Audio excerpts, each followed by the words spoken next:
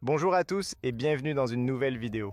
Aujourd'hui, nous allons conduire la toute nouvelle Audi Q5. C'est le modèle 2025 et j'ai attendu quelques mois maintenant, je pense presque un an. Je l'ai vu pour la première fois en octobre de l'année dernière, en 2024, et je la conduis à l'été 2025. Je l'ai depuis 2 jours maintenant et je peux vous donner quelques retours sur son comportement sur la route. J'ai une vidéo séparée sur ma chaîne si vous voulez voir l'essai complet, l'intérieur, l'extérieur, la qualité des matériaux, toutes les données techniques sur la voiture. N'hésitez pas à regarder aussi cette vidéo pour obtenir un maximum de détails. Mais après mon expérience avec elle pendant 2 jours, je dois vous dire que je l'aime bien. Je l'aime vraiment beaucoup. Je pense que c'est l'un des meilleurs SUV compacts premium que vous puissiez acheter actuellement sur le marché. C'est un véhicule très polyvalent, aussi bien pour l'autoroute que pour la ville. Dans cette vidéo, nous allons conduire la voiture et je vous donnerai tous les retours concernant les suspensions, le confort, la visibilité, la direction. Nous allons parler de ce système incroyable de Mild Hybrid Plus qu'Audi propose sur la nouvelle plateforme PPC, Premium Platform Combustion.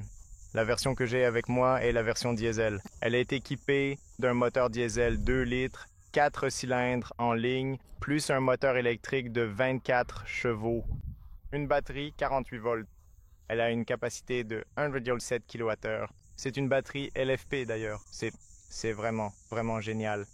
LFP signifie que c'est très sûr et c'est aussi plus durable dans le temps, jusqu'à 3500 cycles de vie, charge-décharge, ce qui est vraiment efficace. La voiture est également équipée de sorties d'échappement. Nous avons la version haut de gamme Quattro. Cela signifie que c'est une transmission intégrale. C'est une traction avant permanente, mais selon les besoins, la voiture entraîne aussi les roues arrière. Elle est superbe de mon point de vue. Nous avons les jantes de 19 pouces. D'ailleurs, vous pouvez aussi opter pour plus grand si vous le souhaitez, mais celles-ci sont parfaites pour l'efficacité. Elles sont parfaites pour le confort car elles ont beaucoup de gomme. Et oui, elles sont aussi très jolies. L'avant, c'est incroyable. Je l'adore. Nous avons les phares à LED matriciels, les plus récents, et bien sûr les plus chers. Si vous voulez la voir de nuit, j'aurai une vidéo séparée. La calandre avant est magnifique. C'est une voiture splendide. Et d'ailleurs, avant de commencer à conduire, la voiture est équipée de 2 radars, un au centre et un à gauche. Celui-ci est un radar longue portée, jusqu'à 250 mètres. Et celui-ci est pour la courte portée, il peut donc détecter beaucoup de choses autour de la voiture. Ils fonctionnent donc ensemble avec la caméra là-haut pour vous offrir les fonctionnalités de sécurité que nous testerons sur l'autoroute. Au fait, voici la clé. Très jolie. Entrée sans clé, bien sûr. Et voici l'intérieur. Je ne vais pas entrer dans tous les détails. De toute façon, regardez l'essai complet car j'y explique un peu plus. Voici l'entrée. Pédales en aluminium. Des sièges magnifiques. Ils sont conçus pour être plus sportifs. On a du cuir avec de l'alcantara au centre. Très belle configuration. Une qualité vraiment excellente. Ils durent très longtemps. Je connais ces sièges d'Audi. Ils sont d'une qualité vraiment exceptionnelle. Aussi, de manière générale, tout ce que vous touchez à l'intérieur de la voiture est de très bonne qualité et c'est joli. Et d'ailleurs, il est livré avec ce nouveau cockpit configuré. Voici le système start-stop du moteur. J'adore les écrans.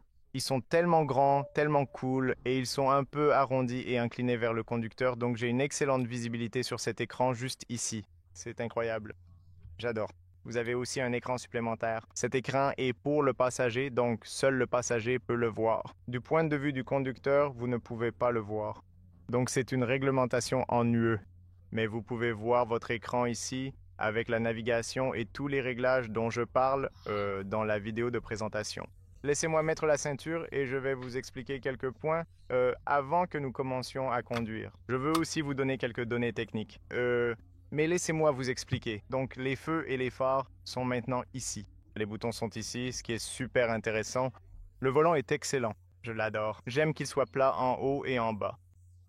La prise en main est excellente et la qualité est vraiment très bonne. La visibilité dans le cockpit à travers le volant est bonne, donc vous pouvez personnaliser différentes informations à partir d'ici. Et aussi à partir d'ici, vous personnalisez les informations sur le côté droit, etc. Ici, derrière le volant, vous avez toujours le commodo pour régler et activer l'autopilote et le régulateur de vitesse. Ici, dans la console centrale, nous avons le sélecteur pour le mode conduite et le mode sport. Vous pouvez mettre la boîte de vitesse en mode sport ou en mode conduite. Nous avons le bouton de stationnement juste ici. Ici, c'est un bouton raccourci pour accéder aux fonctionnalités de sécurité les plus importantes et à l'assistance de voie, l'alerte de vitesse. Toutes ces fonctionnalités de sécurité, vous les trouverez par ici. Assistance de voie, freinage d'urgence, etc. C'est super d'avoir ce bouton pour y accéder. Ensuite, vous avez un autre bouton pour la caméra à 360 degrés. Et la voiture est équipée de ces caméras qui sont très utiles. Vous pouvez voir les caméras latérales, vous pouvez voir d'en haut.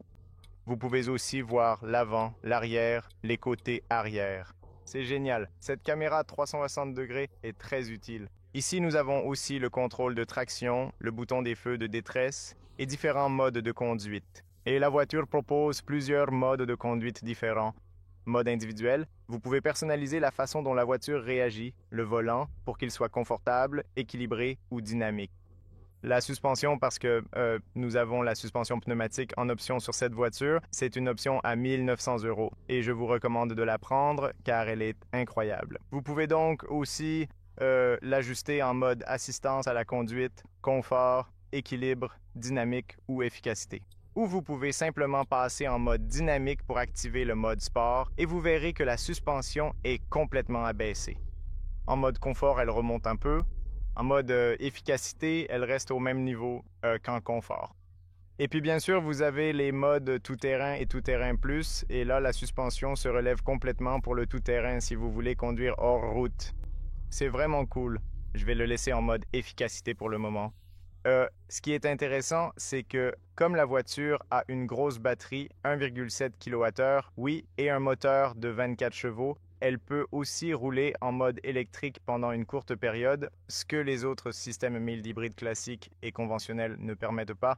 Donc ce Mild Hybrid Plus, comme je l'appellerais, c'est un intermédiaire entre le Mild Hybrid classique et l'hybride complet.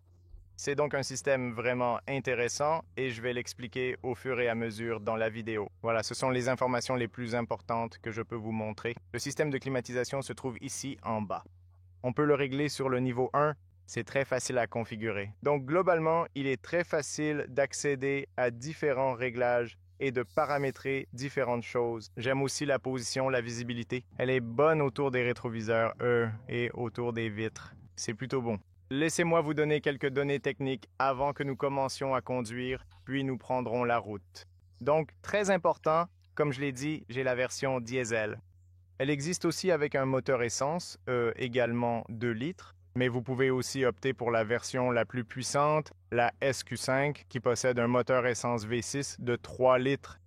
Cette voiture que j'ai avec moi, la Diesel 4 commence à 57 200 €, mais avec toutes les options que j'ai sur la voiture, le prix monte à 80 000 €. Mais regardez la vidéo de test pour en savoir plus à ce sujet. Moteur diesel 2 litres, 4 cylindres en ligne, associé à une boîte automatique S-Tronic à 7 rapports, 204 chevaux, 400 Nm, vitesse maximale de 226 km/h, 0 à 100 en 7,4 secondes. Émission de CO2 de 154 grammes et consommation d'environ 5,9 litres. Nous allons le tester aujourd'hui. Nous irons sur l'autoroute et aussi en ville. Poids de la voiture, 1955 kg, rayon de braquage de 11,9 mètres, capacité du réservoir de carburant de 65 litres et coefficient de traînée de 0,31. Et aussi la suspension, indépendante multibras à l'avant, multibras à l'arrière, mais nous avons la suspension pneumatique, mais dans l'ensemble, même les suspensions standards sont plutôt bonnes. Maintenant, je vais réinitialiser la consommation. Laissez-moi aller ici. Mémoire à court terme, réinitialiser, passer en mode conduite et profitons simplement de la voiture. Donc, le rayon de braquage. J'ai remarqué que même si vous n'avez pas l'option de direction des roues arrière, je suppose que ce n'est pas nécessaire parce que la voiture est assez compacte et vous pouvez la tourner très facilement dans des espaces restreints. Donc je ne pense pas que ce soit indispensable. C'est probablement pour ça que je ne l'ai même pas amené ici. Sinon, vous commencez à la conduire et vous roulez en mode économique. Le volant est assez léger. Vous prenez très bien les virages. En ville, vous pouvez la conduire de façon très détendue, aucun problème.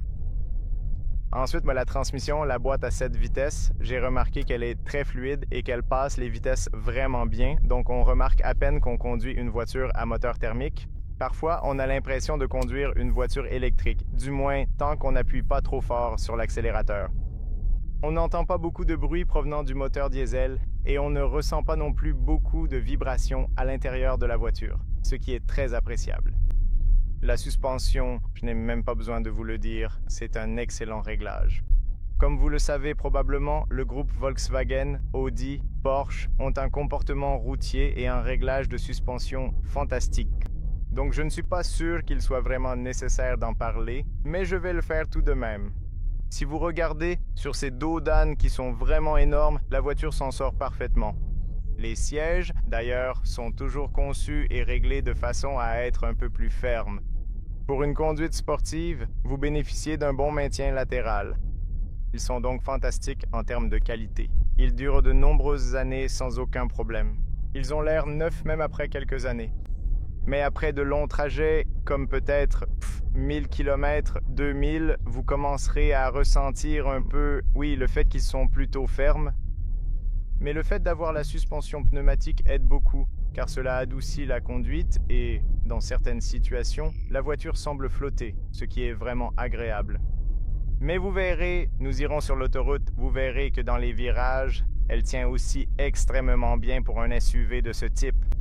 Comme toujours, vous savez, quand vous achetez une Audi ou une voiture du groupe Volkswagen, vous savez que vous achetez une très bonne voiture. Vous savez que vous achetez une voiture fiable et je suis vraiment content qu'ils aient introduit ce système hybride léger. Vous pouvez voir en ce moment, là en bas à droite, vous pouvez voir en vert ici lorsque la voiture recharge la batterie. Parce que lorsque vous freinez, lorsque vous descendez une pente, la voiture va recharger cette batterie de 1,7 kWh et vous redonner cette énergie plus tard pour l'utiliser. Et la voiture, tant qu'elle a de la batterie, si vous avez assez d'énergie dans la batterie, la voiture, elle est capable de rouler sur de courtes distances uniquement en mode électrique. Ce qui est incroyable, je veux dire, pour une hybride légère. Regardez ça. Vous avez vu ça? Pendant un instant, elle roule juste en électrique. C'est tout simplement fantastique. Et la transition est aussi très fluide. Donc, on le remarque à peine. Vous voyez? En ce moment, elle recharge et aussi le moteur diesel est arrêté maintenant. Là, il est juste à l'arrêt. Donc, on reste ici avec le diesel éteint.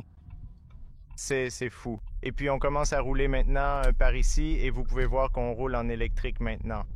Regardez ça. Électrique et maintenant, le moteur diesel démarre. Donc, pendant de courtes périodes, à certains moments, la voiture se déplace uniquement avec le moteur électrique. Un moteur électrique de 24 chevaux et avec la batterie. C'est très efficace et cela rend ce diesel encore plus performant. Tant que vous ne la poussez pas trop et que vous conduisez en douceur et de façon économique, la voiture fera un excellent travail et roulera de manière très économique. Aussi sur de longues distances, les longues distances sont là où la voiture offrira les meilleures performances, en termes de consommation, bien sûr. Et vous pouvez voir en ce moment la boîte de vitesse très fluide. Vraiment fluide. Oui, c'est une voiture agréable à conduire, mec. Même les commodos, quand vous sentez les commodos changer de direction, on sent vraiment la qualité. Donc tout ce que vous touchez à l'intérieur de la voiture donne une impression de solidité et de très bonne fabrication. Ça ne bouge pas ou quelque chose comme ça. On a l'impression que ces éléments, ces matériaux à l'intérieur de la voiture vont durer éternellement. C'est l'impression que ça te donne quand tu les touches. J'aime aussi l'écran, même si on ne peut pas le personnaliser de beaucoup de façons. J'aime beaucoup le fait que les écrans soient inclinés vers le conducteur. Donc, on peut les atteindre très facilement et rester attentif à la route en même temps.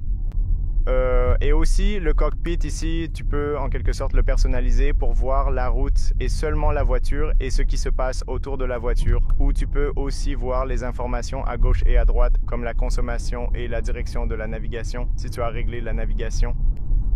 Nous ne l'avons pas réglé maintenant, mais tu peux le faire.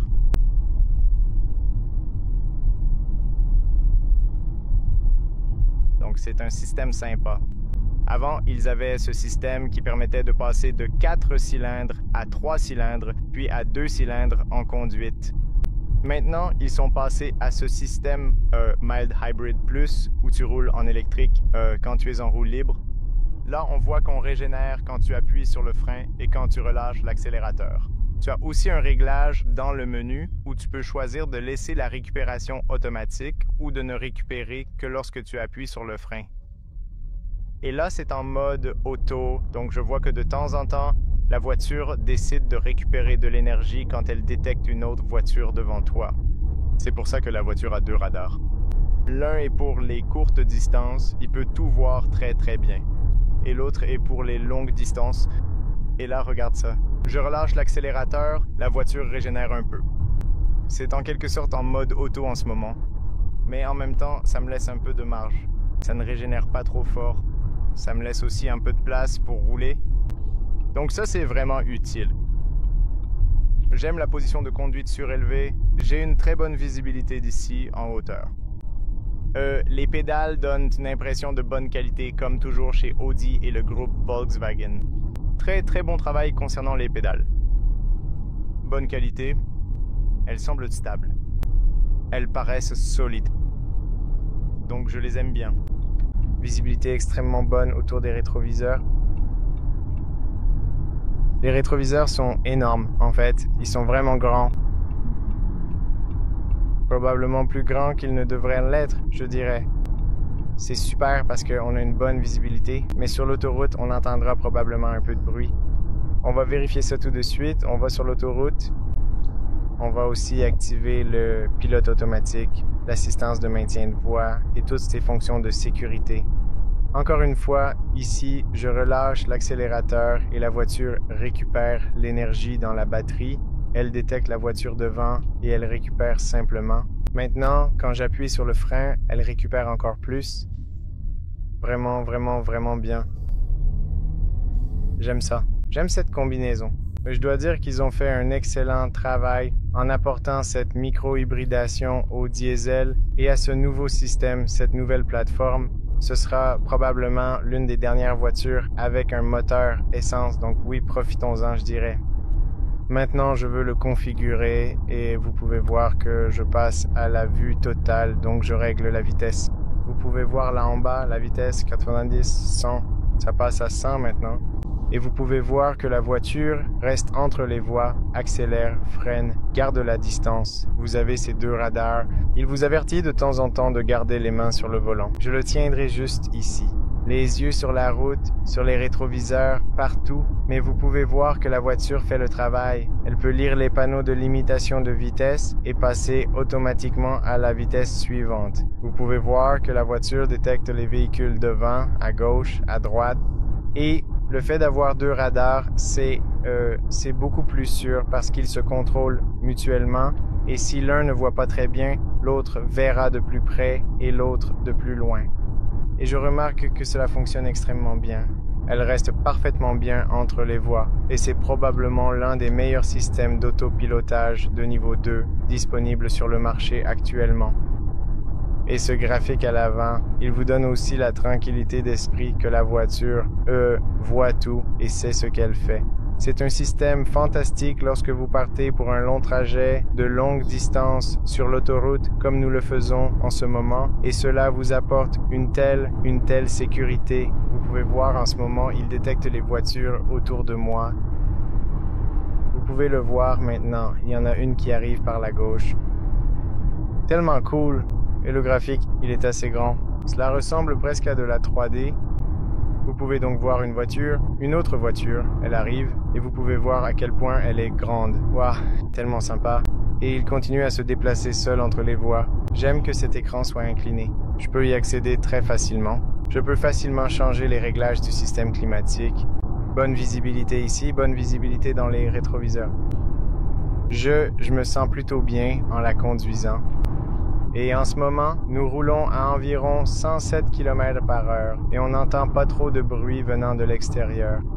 Ici à l'avant, la voiture a un double vitrage. À l'arrière, c'est un simple vitrage. Mais ici, c'est du double vitrage et on le ressent, on l'entend. Pas trop de bruit. Maintenant, on entend un peu la route, les pneus, parce que la chaussée n'est pas très bonne par ici. Mais concernant le vent et les bruits venant d'en haut, à cette vitesse, je n'entends rien. C'est presque 110. Et une autre chose que je veux souligner, c'est que je roule à 110, n'est-ce pas? Mais j'ai l'impression de rouler beaucoup plus lentement. Je ne sais pas pourquoi. J'ai l'impression de rouler genre peut-être à 60, quelque chose comme ça, alors que je suis à 105 en ce moment. C'est juste incroyable. Je veux dire, ça veut dire une voiture haut de gamme, bien construite. Bref, je reprends le contrôle maintenant. Je fais demi-tour et ensuite on va aussi changer. Regardez comme c'est facile et bien placé, la position de ces boutons. Passons en mode dynamique. Ils ont positionné les boutons parfaitement là où il faut et on peut passer d'un réglage à l'autre extrêmement facilement. J'adore ça, vraiment beaucoup. Maintenant, en passant en mode dynamique, le volant devient un peu plus ferme. L'accélération est beaucoup plus sensible. Je le ressens déjà. Et la suspension s'abaisse. Donc on descend un peu plus bas. Ça vous donne une meilleure tenue de route dans les virages et aussi un meilleur contrôle. Mec, je peux le sentir. C'est juste... Rouler à 550 dans les virages, c'est rien. Tu ne ressens rien. C'est tellement stable. C'est magnifique. C'est vraiment, vraiment sympa.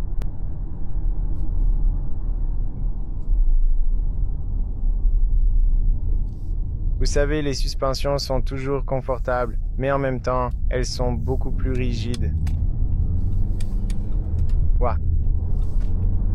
Et bien sûr, c'est une transmission intégrale Quattro, donc vous ressentez un peu comment l'arrière vous donne la puissance. Ouais, c'est une sensation agréable.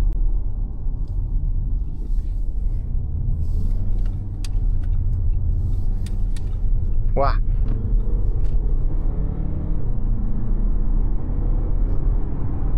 Wow. C'est une super voiture. Et étonnamment, le moteur n'est pas si bruyant. Ce n'est pas une voiture super rapide, mais elle lui donne une puissance assez agréable et la boîte de vitesse est géniale. Ils travaillent très bien ensemble. Je veux dire, le moteur électrique et le moteur diesel, ils fonctionnent à merveille ensemble.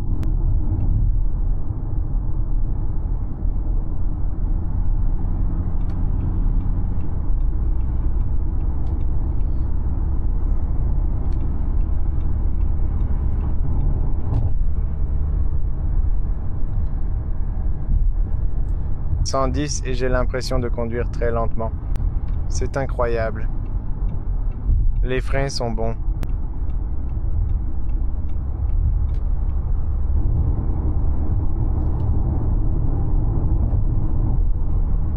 Mec, j'aime ça. Comment la suspension change en ce moment, c'est tellement agréable. C'est beaucoup plus proche du sol, beaucoup plus rigide. Waouh! Et même à grande vitesse, je n'entends pas trop de bruit à l'extérieur. Je veux dire, c'est incroyable. Je ne savais pas que j'avais autant de vitesse. Moi, j'ai 130 ans et j'entends à peine le bruit de l'extérieur. J'entends à peine le moteur. J'entends à peine le bruit du vent. Waouh, c'est tellement bon. Et la stabilité et le contrôle à ce genre de vitesse, c'est incroyable. J'ai l'impression de conduire beaucoup plus lentement. Waouh. C'est l'une des meilleures voitures à grande vitesse que j'ai conduites au cours des 6 derniers mois, probablement. C'est incroyable. Wow. Je n'arrive pas à croire que je conduis à 120 et que ce n'est rien. J'ai l'impression de conduire très lentement. J'ai l'impression d'avoir tout sous contrôle. J'ai l'impression de tout voir très bien. J'ai l'impression de pouvoir tout contrôler extrêmement bien, les freins et tout le reste. Oui, ils savent vraiment comment fabriquer des voitures. Donc, comme je l'ai dit, quand on achète une Audi, on sait ce qu'on achète. Pas étonnant que ce Q5 ait été dans le passé l'un des modèles les plus vendus. Non, l'Audi la plus vendue de tous les temps. Si je ne me trompe pas, en 2023, je crois qu'ils ont vendu de très nombreuses voitures, plusieurs millions de voitures au fil des années. Et ce n'est pas étonnant, car c'est une voiture polyvalente fantastique, extrêmement performante sur l'autoroute, vraiment excellente. Et puis, quand vous allez en ville, vous verrez qu'elle est très agile. Repassez maintenant en mode efficient. Et maintenant, la direction est beaucoup plus souple. La suspension devient plus souple. Je dépasse ces limitations de vitesse. Oui, belle voiture. Nous allons maintenant en ville. On roule un peu ici, comme ça on peut aussi vérifier la consommation. Jusqu'à présent, nous avons parcouru une distance d'environ 30 km en moyenne, et ce, sur le long terme. Voyons maintenant si je suis en mesure de changer cela ou d'apporter des modifications significatives. Oui. Nous avons parcouru 16,6 km. Nous avons une consommation de 7 litres jusqu'à présent. Donc, on peut voir quel sera le chiffre 7. C'est plutôt bien, vu ma façon de conduire.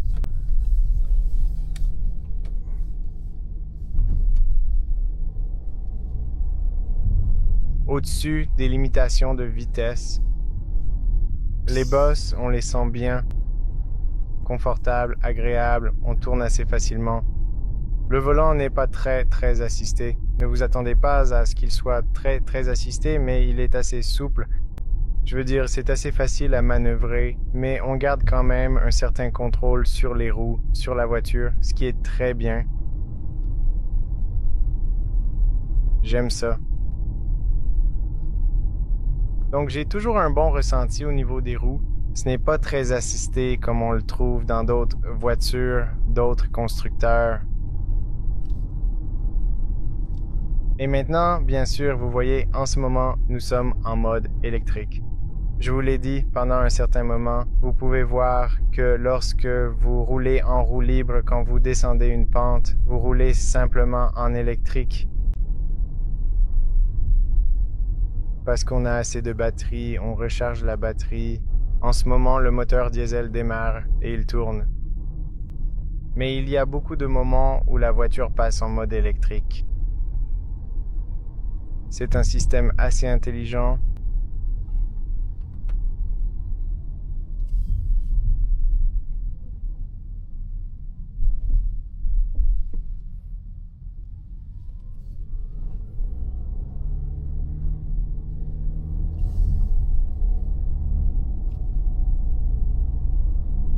Ce qui est intéressant, c'est qu'on ne sent pas sur cette voiture, quand on atteint une vitesse plus élevée, si vous ne faites pas attention à la vitesse, vous avez l'impression de rouler plus lentement qu'elle ne l'est, environ 15 ou 20 km plus lentement.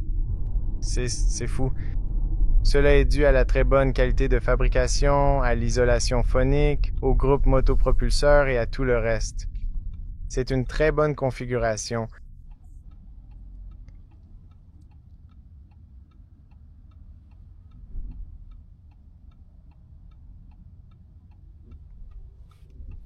Oh mon Dieu, ces gars-là, ils ne savent pas conduire ici.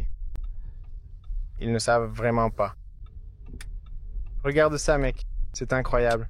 Ils s'y voient que c'est bloqué et ils ne vous laissent toujours pas passer.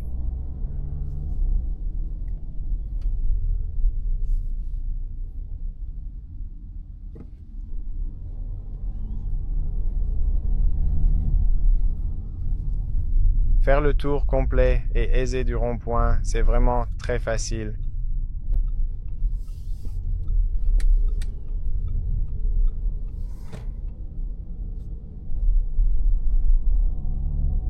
« 6,7 litres. La consommation est en baisse.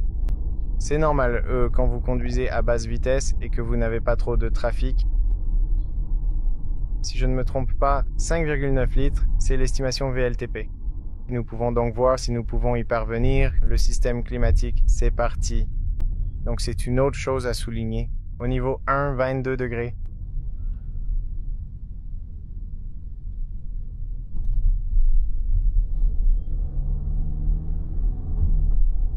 Donc c'est une voiture neuve, elle n'a pas 10 000 km. Je ne suis pas sûr de combien elle a.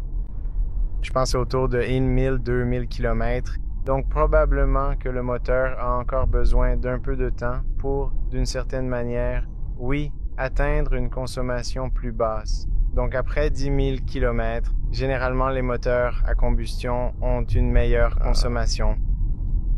C'est environ un demi-litre de mieux, donc on peut aussi prendre cela en compte.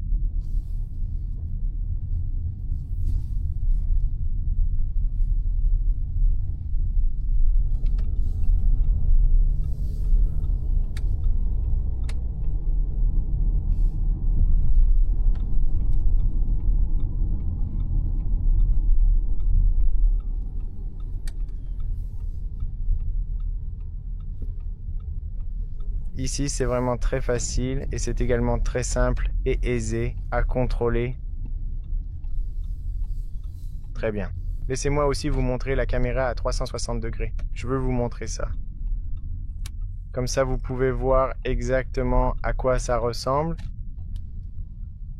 Donc, faire marche arrière est très facile. Vous pouvez aussi, d'ailleurs, mettre la boîte de vitesse en mode sport. Je ne pensais pas que ça avait du sens. Et vous pouvez aussi changer les vitesses manuellement avec ces palettes, si vous le souhaitez. Si vous passez en marche arrière, vous pouvez voir les lignes actives. Vous pouvez voir d'en haut la vue à vol d'oiseau, mais vous pouvez aussi voir en marche arrière. Vous pouvez également laver la caméra si vous le souhaitez. Si vous appuyez sur ce bouton, vous lavez la caméra si elle est sale. C'est très utile. Ou vous vous déplacez simplement comme ça. Très simple. Très très facile. Et puis, une fois que vous êtes en position, il suffit d'appuyer sur le bouton de stationnement et c'est garé. Mais vous pouvez toujours voir les côtés, l'arrière, l'avant et la marche arrière. C'est cool. Consommation 6-7 litres. Donc l'estimation était d'environ 5,9 litres, ce qui veut dire qu'on est presque à 1,8 litres de plus. Donc, il faut prendre en compte que la voiture est toute neuve et probablement qu'après 10 000 km, on pourra s'attendre à un demi-litre de moins. Donc, c'est très proche de ce qu'ils annoncent. La façon dont je conduis, je n'ai pas eu trop de circulation. Vous l'avez vu, mais je pense que c'est quand même plutôt bien. Je pense qu'à longue distance, on peut obtenir de très bons chiffres avec ce système Mild Hybrid Plus. Voilà, c'était l'essai routier, les amis. J'espère que ça vous a plu. J'espère que vous avez trouvé des informations utiles ici. Si vous avez des questions, posez-les-moi en commentaire, quelle que soit votre question. Je vous recommande aussi de regarder l'essai complet. J'ai une vidéo séparée avec la même voiture où je vous explique tout sur l'intérieur, l'extérieur, la qualité des matériaux, l'espace, le multimédia et encore plus sur la voiture. Donc regardez absolument cette vidéo. Un grand merci à vous tous qui regardez ma vidéo, j'apprécie vraiment. N'oubliez pas de liker, partager, vous abonner. Ça compterait beaucoup pour moi, ça m'aiderait énormément. Prenez soin de vous. On se retrouve très bientôt dans la prochaine vidéo. Salut les amis!